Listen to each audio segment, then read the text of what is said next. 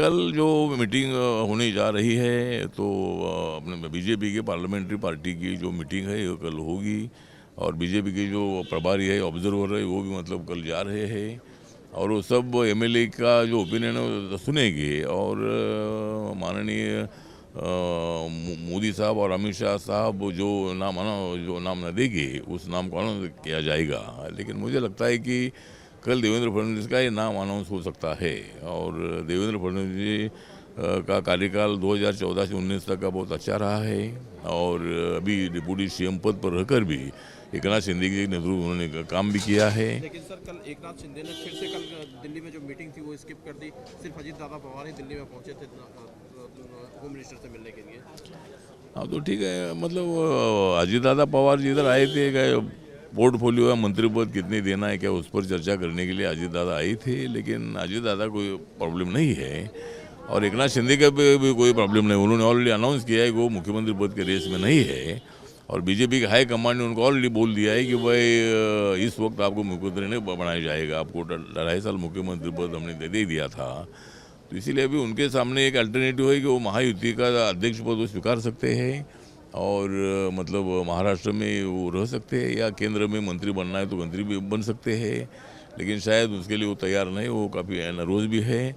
लेकिन मुझे लगता है कि राजनीति में नर्वस होना ठीक नहीं है। मतलब मेरी पार्टी गांव में, मेरी पार्टी इतनी बड़ी पार्टी नहीं है, लेकिन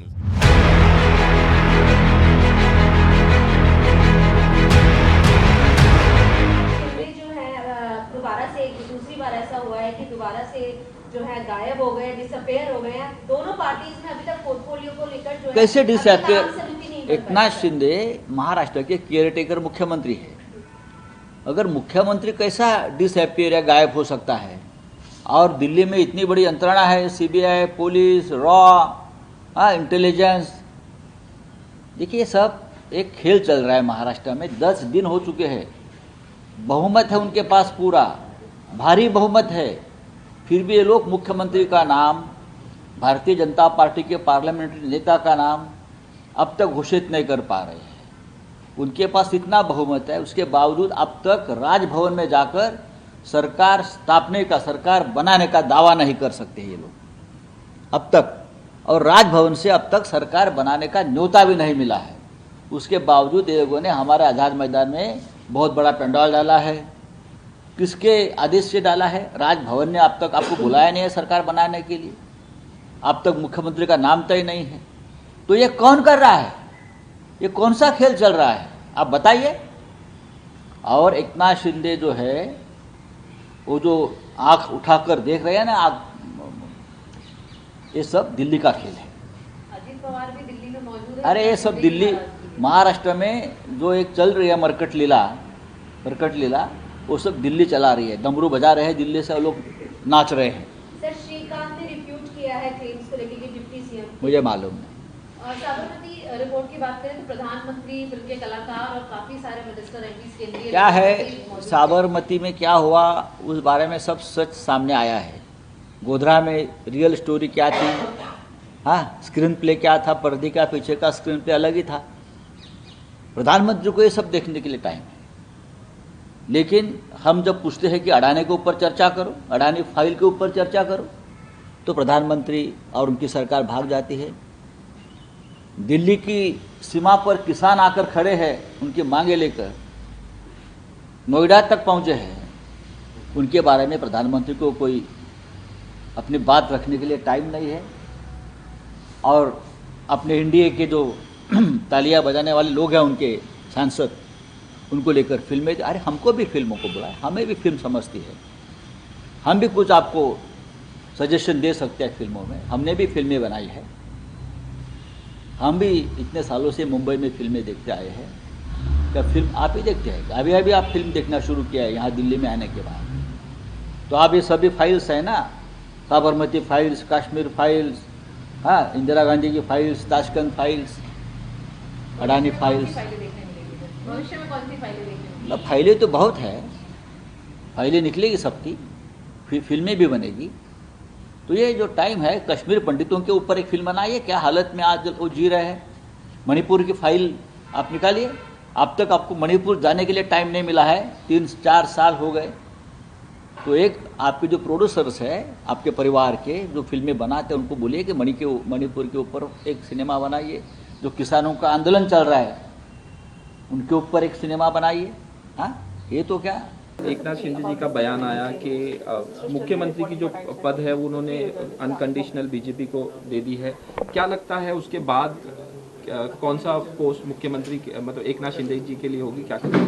देखिए, शिंदे साहब ने प्रेस लेके सब दुनिया के सामने बता दिया है। अपनी महायुति की सरकार आई है, बहुत सारी मेजोरिटी आई है, और किसी को अगर लगता होगा कि मैं उसमें रोड़ा हूँ या तो स्पीड ब्रेकर हूँ, तो मैं क्लियर कर देना चाहता हूँ, जो वरिष्ठ नेता निर्णय लेंगे वो हमें एक्सेप्ट है। हमारी कोई भी डिमांड नहीं है, या तो हम किसी पद के लिए अड़े नहीं हैं। इतनी बात स्पष्ट करने के बावजूद उनके ऊपर आरोप लगाना ठीक नहीं है। उनकी राय उन्होंने स्पष्ट की। अब वरिष्ठ जो भी नेता निर्णय लेंगे उसको हमारा समर्थन रहेगा, इसलिए हमारे युति में कोई अनबन नहीं है। अब नेताओं ने निर्णय कब लेना है इसके लिए हम उनको फोर्स नहीं कर सकते।